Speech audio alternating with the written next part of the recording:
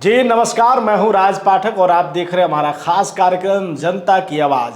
पूरे बिहार में भूमि सर्वेक्षण की गूंज है, गांव गांव में लोग दहशत में हैं, कुछ लोग खुश भी हैं। आखिर क्यों खुश हैं, क्यों दहशत में है, क्या सरकार करने वाली है, कैसे सर्वेक्षण होगा, इन तमाम मुद्दों पर, तमाम सवालों पर जवाब लेने के लिए हमारे साथ जुड़े हैं सीनियर जर्नलिस्ट विपुल कुमार जी, जो लगातार इस पर जो है सवालों का जवाब ढूंढते रह रहे हैं, अधिकारियों से मिल रहे हैं। विपुल जी, सबसे पहले तो स्वागत है आपका। धन्यवाद राज। सवाल कई हैं, आखिरकार पहला सवाल आपसे मेरा यही है कि सरकार को क्या जरूरत पड़े कि भूमि सर्वेक्षण पूरे बिहार में वो करवा रही है?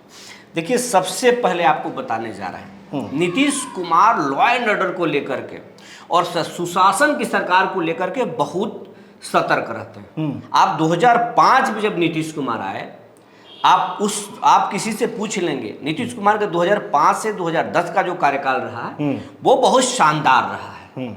और शानदार क्यों रहा? उन्होंने विकास भी किया और सुशासन लाया था, उन्होंने लॉ एंड ऑर्डर को ठीक किया था। बाघ और बकरी दोनों को एक जगह बिठा करके और शांति से रखवाया। बाघ बकरी को नहीं छेड़ सकता, बकरी उसको नहीं छेड़ सकता, ये स्थिति था। इसीलिए सुशासन बाबू कहा जाता था नीतीश कुमार को। लेकिन 2005 से लेकर आज तक 2024 है, लगातार जो है वो सरकार चला रहे हैं और देख रहे हैं बिहार में हाल के कुछ सालों में क्राइम बढ़ गया है। और बिहार में जितने भी क्राइम हो रहे हैं, सरकारी डेटा के अनुसार 82% क्राइम लैंड डिस्प्यूट के कारण होता है, जमीनी विवाद के कारण होता है।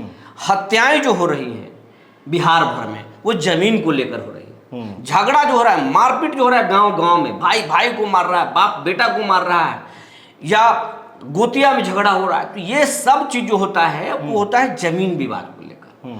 और नीतीश कुमार ये समझ रहे हैं कि अगर हम सर्वे करा दिए और हम सबको अगर जमीन के अपना खाता दे दिए, सबके नाम पर उसका लीगल राइट दे दिए जिसका जमीन है, और जो लोग भूमि माफिया हैं उनसे हम जमीन छीन लिए, और सरकार के आप सोचिए, सरकार का लाखों एकड़ जमीन पूरे बिहार में, हर गांव में 50 एकड़ 100 एकड़ सरकारी जमीन है, और वो स्कूल बनाने जाते हैं, अस्पताल खोलने जाती है सरकार, तो कर्मचारी रिपोर्ट देता है नो लैंड, यानी यहां भूमि नहीं है बनाने के लिए, और सरकार के खाते में 50 एकड़ उस गांव में जमीन है। अब सरकार सजग है कि हमारा लाखों एकड़ जमीन बिहार में भूमि माफिया कब्जा करके रखे हैं, और हम किसी को आवास बनाने के लिए जमीन दे रहे हैं, पैसा दे रहे हैं, तो उसके पास जमीन नहीं है, हम किसी गरीब को जमीन नहीं दे सकते। दूसरा कि क्राइम हो रहा है। नीतीश कुमार सोचे कि झगड़ा भी शांत होगा और गरीबों की पॉलिटिक्स भी होगी, और 2025 का सबसे बड़ा सियासी चाल नीतीश कुमार खेल चुके हैं। पहला जो चाल था राज, उन्होंने जाति जनगणना करा करके देख लिया है, और उसी में जाति आधारित आर्थिक जो जनगणना हुई थी उसमें उनके पास पूरा डेटा है कि किसके पास, किस जाति के पास, किस व्यक्ति के पास कितना जमीन है और कितना जमीन नहीं है। आप ये बोल रहे हैं तो बस इसी से एक सवाल जो लोगों का लगातार हम लोगों को मिल रहा है, सवाल ये है कि सरकार के पास डाटा आ चुका है, ये कौन अमीर है, कौन गरीब है, किसके पास कितना ज़मीन है।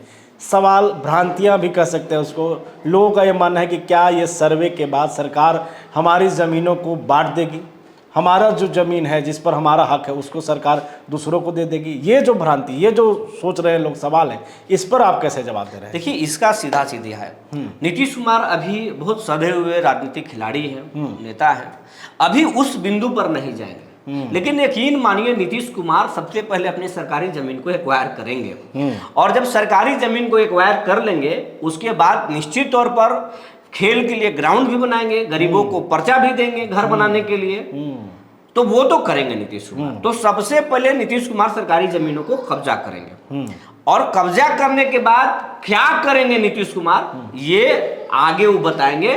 लेकिन इतना जरूर है कि गरीबों को आवास बनाने के लिए वो जमीन जरूर देंगे, खेल मैदान बच्चों के लिए वो जरूर देंगे सरकारी जमीन में, पोखरा तालाब का निर्माण कराएंगे, कुओं का निर्माण कराएंगे और हर वो काम करेंगे जो सरकार करना चाहती है, लेकिन आज उसके पास जमीन नहीं है। विपुल जी, इसमें सवाल ये है ना कि आखिरकार सरकार ये करना चाहती है, लेकिन अब जब ये सर्वे करवा रही है तो इसमें लोग ये सोच रहे हैं कि एक नए तौर पे 100 साल बाद बिहार में इस तरीके से सर्वे होने वाला है। बहुत सारे लोगों के पास खतियान नहीं है, जो जरूरी कागजात है वो नहीं है।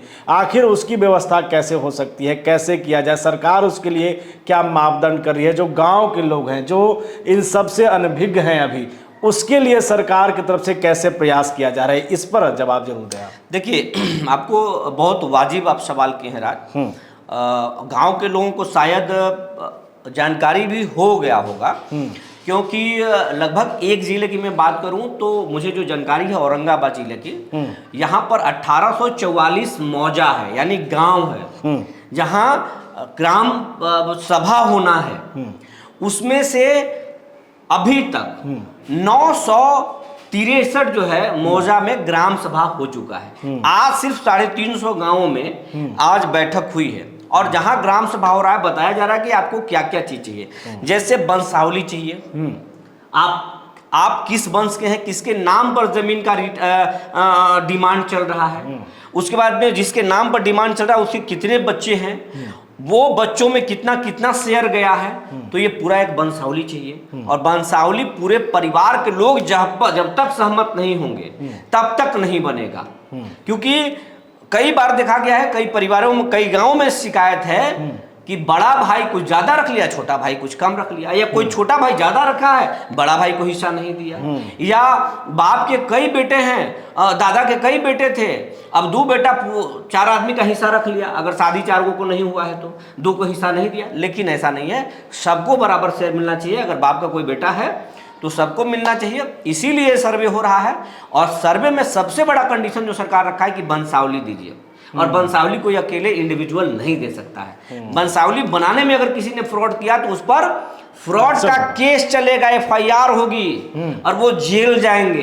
अगर कोई सोचेंगे कि हम वंशावली फर्जी बना दें, अगर किसी बाप के अगर 5 बेटे हैं और 2 का हिस्सा अगर एक आदमी जोत रहा है, और वो सोचे कि हम सिर्फ वंशावली में 2 ही बाप के 2 बेटा ही दिखाएं, तो एक फ्रॉड है और इसमें केस होगा और वो जेल जाएंगे। उनको सही वंशावली बना के देना होगा, और सभी लोगों का उस पर सिग्नेचर होना चाहिए, वंश के सारे लोगों का सिग्नेचर होना चाहिए। अगर फ्रॉड से बना भी दिया और किसी भाई ने उस पर कंप्लेन कर दिया तो उस पर जांच होगी, FIR हो जाएगा।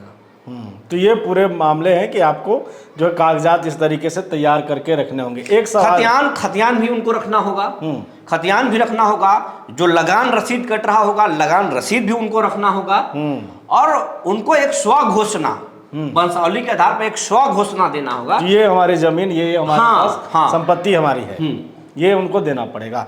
इसमें सवाल ये है विपुल जी कि पूरे बिहार में नीतीश कुमार सर्वे करवा रहे हैं, लगभग 45,000 गांव हैं जहां पर ये सर्वे होने वाले हैं। कैसे सरकार कराएगी? क्या फिर से एक बार वही कड़ी, वही अमीन, उसी तरीके की तैयारी होगी जो पहले चलते आ रहा है, या कुछ नया सरकार लेकर के आ रही है? क्या तैयारी है? ये भी बहुत महत्वपूर्ण सवाल आपने किया है कि कैसे होगा। जो आमतौर पर जो सर्वे होता है या खेत की जो मापी होती है, वो अमीन के द्वारा जो है कड़ी और जरीब से किया जाता है।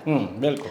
अगर आप 5 बीघा खेत को नापना चाहते हैं तो सुबह से शाम हो जाता है। सही बात। तो ये पूरे बिहार को मापना है, बिल्कुल, तो कितना समय लगेगा? लोग सोच रहे हैं कि अरे भाई जो जमीन कब्जा करके रखे हैं भूमि माफिया, वो बहुत खुश है, कह रहे नहीं होने वाला है यार, 20 साल लग जाएगा, 10 साल हो जाएगा, तब तक सरकार बदल जाएगी, नीतीश चले जाएंगे। एज भी नीतीश कुमार का हो गया है, अगर 10 साल चला तो नीतीश नहीं रहेंगे पॉलिटिक्स में, फिर राहत मिल जाएगी। तो आपको एक चीज बताने वाले हैं, फॉरेन में जिस आधार पर ऑस्ट्रेलिया में, अमेरिका में, ठीक है, और रसिया में जमीन मापा जाता है जिन मशीनों से, उसी मशीन ETS मशीन का उपयोग बिहार सरकार इस सर्वे में करने जा रही है। तो इस बार कड़ी नहीं लगेगा खेत में, ETS मशीन लगेगा, मशीन से नापी। आपको एक चीज और बता देते हैं, नीतीश कुमार हवाई सर्वे करा चुके हैं पूरे बिहार का। उसके बाद में ड्रोन से सर्वे होगा, अब होगा। उसके बाद फाइनली लगे ETS मशीन, किसान सिर्फ अपने खेत पर खड़े होंगे और वो ETS मशीन बता देगा कि फलाना प्लॉट फलाने खाता का फलाना प्लॉट ये है और इनके मालिक ये हैं। हाँ, और वहीं से वो आरी मेड़ बनवा देगा।